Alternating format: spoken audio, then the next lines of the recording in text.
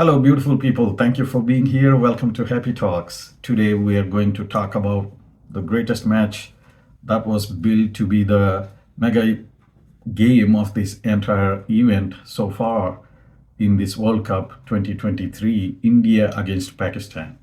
India have completely outplayed and a dominating win for Team India. Congratulations to Team India. And my heart goes out to all the Pakistani fans. But all is not lost yet for Pakistan. There is a lot more games to be played ahead in the tournament. We'll come to that in just a moment.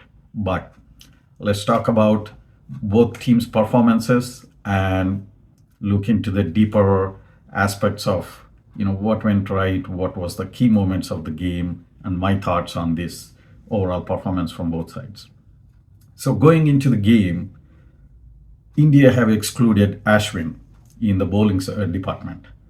Many have thought that could have been a mistake, and boy oh boy, Team India have proved everybody wrong that thought that. Siraj, that was brought in place of Ashwin, have done well, and the bowling department collectively as a unit has performed very well. That is the big standout thing from this whole Pakistani innings. All 10 wickets have been taken by all the five bowlers, two apiece. Whenever they were bowling, they bowled in great tandem. Just like partnership in batsmen, bowlers have to have that partnership in containing, restricting, and creating the pressure situations to make the batsman, force the batsman to make that mistake. Pakistan openers did a great job. Opening partnership was very decent. And then they are doing really good until the third wicket fell. They were 155 for 2. And then 8 wickets were lost in a span of 36 runs. Think of that. If you keep 155 score aside and look at the other half of the score, 8 wickets for 36 runs in an international mega match of this magnitude. It is a complete meltdown, complete meltdown. In my opinion, it felt like there was no effort to build any partnership. It's almost the body language, the attitude, and the type of shots that were being played by the lower end from the third wicket onwards, I should say fourth wicket onwards, was like, everybody else failed. It's okay for me to fail. I'm not an expert in reading the body language or the attitude of these pro athletes, but looking at how they were going after the bowling, there was no situational awareness, zero situational awareness, zero situational targets, no immediate targets. Let's play out for 30 minutes. Let's play out for 10 overs. Nothing. It's as if no big deal if we get out. So that is what was very surprising to me. And also the fact that the common team goal when the batters were being out in such a consecutive fashion or quick fashion, at least when it comes to the last 2 or 3 players, their goal should be to play out the 50 overs. Forget about attacking. You have to play out the 50 overs and get as many runs as you can. They are all the bowlers. I agree. They are not specialized, skilled in batsmanship. They are not skilled in batting. I agree. But hang around there. Don't try to play an extravagant 6 or a 4 and end up getting out. Everybody knows that. They know that. But when it comes to the execution, it's a complete different story. It's all mental game, emotional strength, and toughness. It's a complete meltdown, in my opinion. We have seen batting debacles, spectacular failures, collapses of greater magnitude, most of the time while chasing. They don't have no pressure of chasing a certain target. They don't have no pressure of keeping up with the run rate. But yet, we have this type of performance, highly unpredictable. If you look at this game against Sri Lanka, the same team almost have performed exceptionally well and they were chasing a target. It only indicates me that the bowling of Sri Lanka hasn't, made them feel like that bowling attack is greater, that they could not attack them. The bowling attack from India, in other words, have created exceptional pressure that Pakistani batsmen have succumbed. But that total is not much to defend. India has overcome that total in 30 overs. This will give them great booster for run rate. If we look at the run rate table right now, let's have a quick look. And I am sure India are on the top and they will be, let's look at this table. Where is the table? We'll come to that in just a second. And they will be in the top portion for sure. And I mean, top of the table for sure. Here we go. So their net run rate have improved significantly, 1.821. They overtook New Zealand. And I'm highly hopeful that the net run rate would not play into deciding who is the top four that goes into the semifinals. India, I don't think have to worry about it. For Pakistan, it is negative 0.137.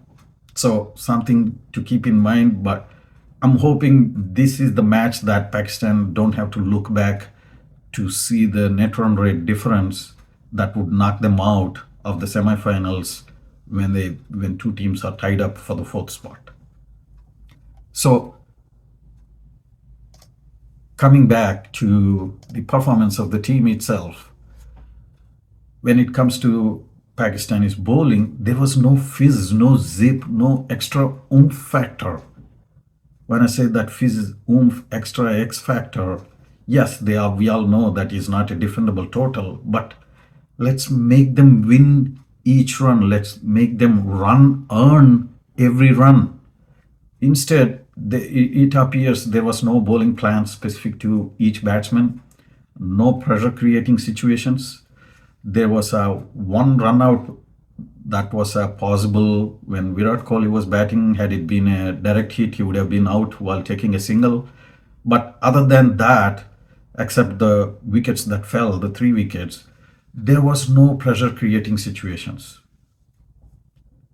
That is very, very disappointing to see from an international team of this at this competent level, to simply playing just like for the sake of playing. That's just my opinion, looking at the game. And to be fair to Pakistani players, the way the Indian batsmen have been attacking them took the life out of any hope that they had. Yes, had it been an earlier quick 2-3 wickets, taking wickets at regular intervals, it would have been a different story. Maybe India would have won late into the 40 overs, or the match would have been a lot more closer, or Pakistan could have won. But there was no such pressure creating situations. That is the job of a captain to do that. India have done that exceptionally well under Rohit's captaincy. It is very, very evident today when both the Pakistani batsmen were going well. Rohit has shown what a captain should do. He made a bowling change in the 30th, 32nd, or 33rd over to bring back Hardik and Bumrah, and Siraj also. In my opinion, that is the key moment that has sparked the collapse. And I do not know what happened with the drinks break. The second drinks break, Pakistani had the drinks break at the 30th over break. And then it's all complete opposite of the first 30 overs. I have no words to say beyond what I thought. There's much more to it than what my minimal cricket brain could think of. But it is completely disappointing. There was no fight in the competition. cricketing fans were looking up so much to this game to have a good fight. That is what is most disappointing. It is a complete one sided domination. But looking into the individual performances, Pakistani top order is doing good. Lower order has to pick up the slacks. And from Indian side, Shreyas Iyer got some good runs and time out in the middle. And Pakistan have to realize their bowling attack is not on par. Their bowling attack is below par than the hype and the talk that have been created around their individual players, individual bowlers. They have to combine the efforts and perform as one cohesive unit. And Pakistan is playing next Australia. And remember, Australia is a wounded team. They have lost both games very badly against India and South Africa. They are as hungry as you could imagine to post a win into their pocket. And Pakistan has to recover quickly from this. Yes, there are a few days before Pakistan plays that game, but put this behind, look forward ahead. The good news for Pakistan is this is only the third game in this tournament. There's a lot more games to come. All is not lost. This is the first loss for Pakistan. So if they improve the game level and the competency, make the opposition earn every run, we would see some different results against better, stronger oppositions like Australia, England, New Zealand, and so on. Rohit Sharma, what a batting. He is known as Hitman, we all know that. I call him as Ro-HITman. He completely dominated Pakistan. We talked about his captaincy, but his batting has taken life out of any hope that was there in the opening overs. Shubman Gill was out very quickly, but that didn't stop Rohit Sharma. The way he carried forward and kept his innings going on at the pace only he can establish. Look at this. Rohit Sharma in the last, let me pull up that graphic. In the last 6 innings against Pakistan, let me pull that, 1 second. It is unbelievably amazing numbers that he is putting. In the last 6 innings, today 86. In the prior match in Asia Cup Colombo, 86. And in another match in that same tournament, 11. And previously in World Cup 2019, 140 against Pakistan. And again in the previous game before that, 111 not out. And the game before that, 52. So what does this tell? In the 6 innings, there was only one match that Rohit didn't perform. In my opinion, he is becoming like how if I compare how VVS Laxman has become for Australia in test matches. He is becoming the thorn in their flesh. At this rate, if you look at this last 6 innings, I don't know the math to do that fast in my head. His average, one of that is not out. His average is at least 80 runs. 80 runs per innings. Every time they play, he's going to score 80 runs. Since the last six times that he played against Pakistan. That is phenomenal. That is phenomenal. I have no idea how he keeps up. So every time Pakistan plays, Rohit Sharma is going to come out. His name is going to be in the news for winning reasons. That is unbelievable. And Rohit Sharma has hit 6 sixes today. And get this, 0 sixes from Pakistan. It's not a terrible thing, given how the Pakistani batting order was, collapsing. Even the openers didn't get to hit any 6. Rohit Sharma was so fearless in his batting is what my point is. He is unleashing those huge towering sixes like if it was a batting practice session. Great batting, and great performance overall as a team. And another interesting piece is not Rohit Sharma, Virat Kohli. I'm sure you all that have watched the match have noticed this. Virat Kohli was getting frustrated with Rizwan taking time to get set at the crease. You can see, I'll post the link to my Twitter page where there is a short video clip of this. He was looking at his imaginary watch. He is so witty. It's in a good spirit. He wasn't annoyed. He wasn't, terribly frustrated to show any of his frustration out. It was just a subtle way of indicating, hey man, you're taking too long. I felt that was, quite lightening up the moment type of thing, but yet at the same time, telling the opposition batsman to get ready soon.